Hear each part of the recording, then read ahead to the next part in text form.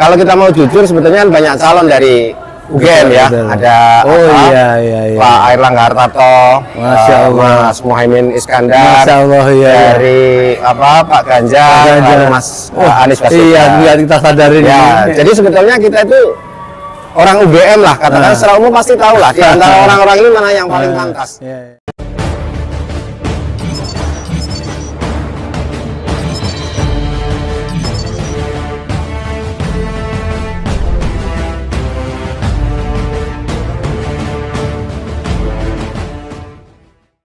Jadi kami dan kawan-kawan yang lain sekarang aktif di Relagama. Kebetulan struktur Relagama itu bentuknya presidium.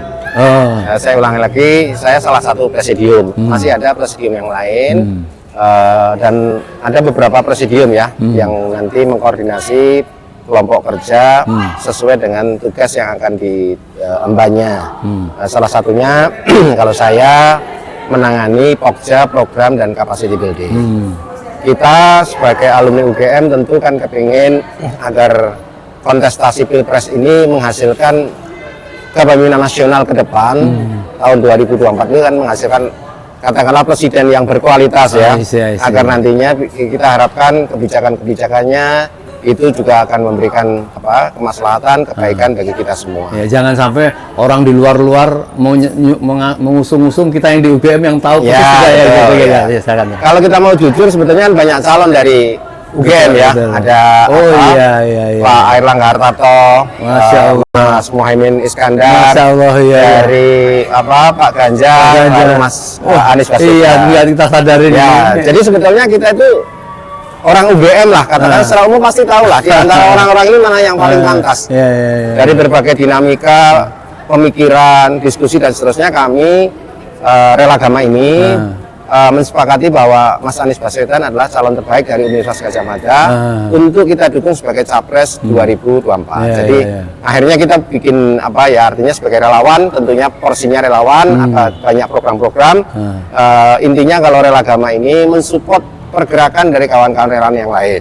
Salah satunya dengan program seminar, program focus group discussion, lalu program-program yang sifatnya mensupport yang lain. Salah satunya yang sekarang kita dorong adalah dengan pembuatan buku saku relawan Anies. Kita sudah bikin ini bukunya menjadi relawan efektif, produktif dan intelektual. Ini yang dikeluarkan oleh Relagama. Relagama ya. Jadi kita sampaikan kepada fokus buku ini adalah kepada bukan simpatisan, tetapi pada level pengurus relawan yang aktif.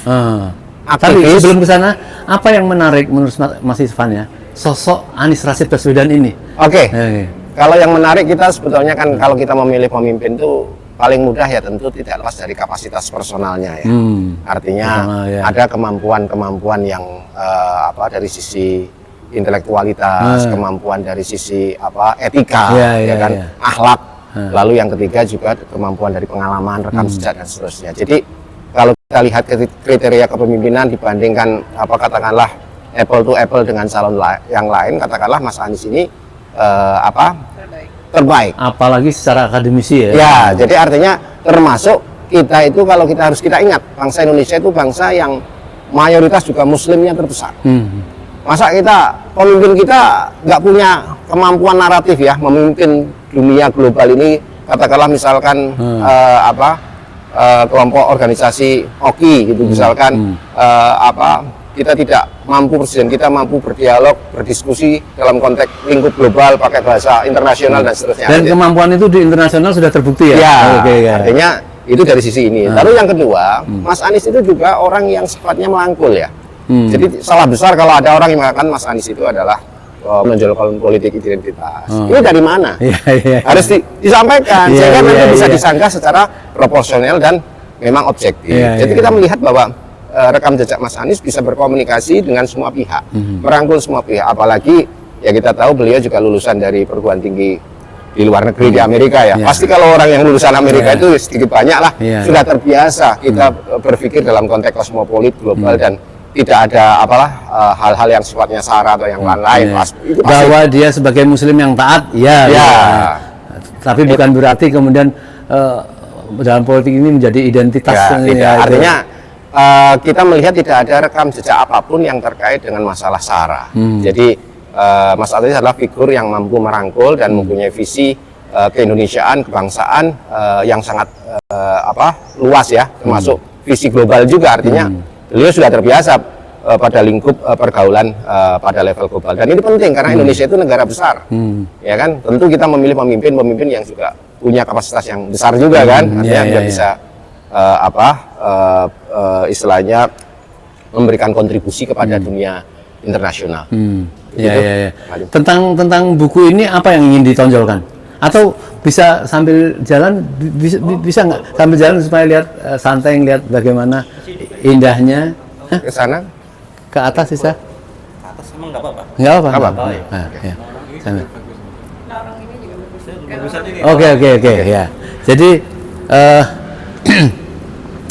tentu untuk bisa diikuti secara detail gitu. Mungkin kan ini mencoba mengeluarkan buku kecil ya. Iya. Ini apa yang ingin ditonjolkan dalam buku ini, Mas? Oke. Jadi buku ini sifatnya buku how to. How to itu semacam kayak buku resep. Jadi insya Allah ketika kawan-kawan aktivis, relawan, pengurus relawan Mas Anies gitu ya, itu dengan membaca buku ini akan tahu bagaimana sih sebenarnya tugas pokok fungsi relawan.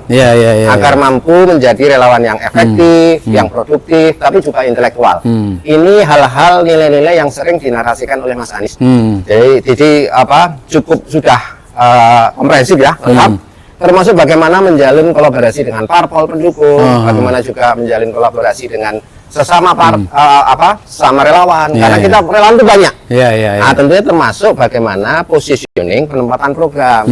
Jadi masing-masing relawan itu adalah sifatnya saling melengkapi, saling komplementer, saling menguatkan.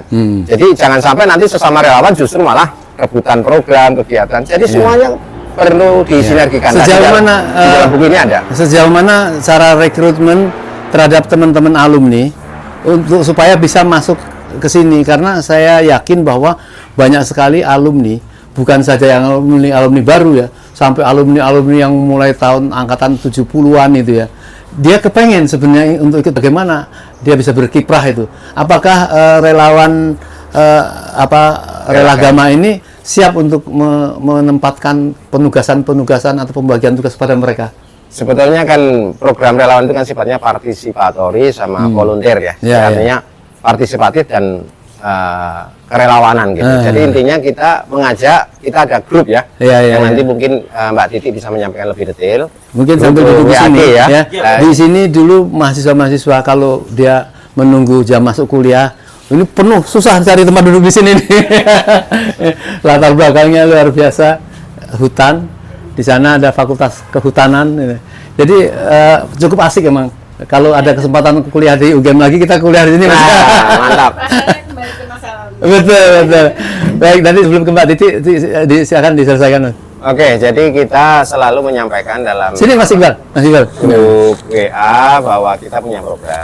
Nah, program itu kan banyak ya, artinya membutuhkan kedukungan banyak hal. Ada dukungan pikiran, konsep, tenaga maupun biaya. Jadi alhamdulillah sampai sekarang dukungan dari kawan-kawan Relagama khususnya dalam bentuk dukungan pendanaan itu sudah berjalan. Ya tentunya kita harapkan semakin hari kan tentu ibarat perjalanan itu semakin panas gitu ya, semakin lebih lebih aktif lagi ya. Diharapkan juga nanti siapapun lah yang punya kontribusi pemikiran terus dilanjutkan, kontribusi tenaga dilanjutkan, kontribusi dana ya terus dilanjutkan. Jadi kita sama-sama solid sesuai dengan kapasitas kemampuan kita.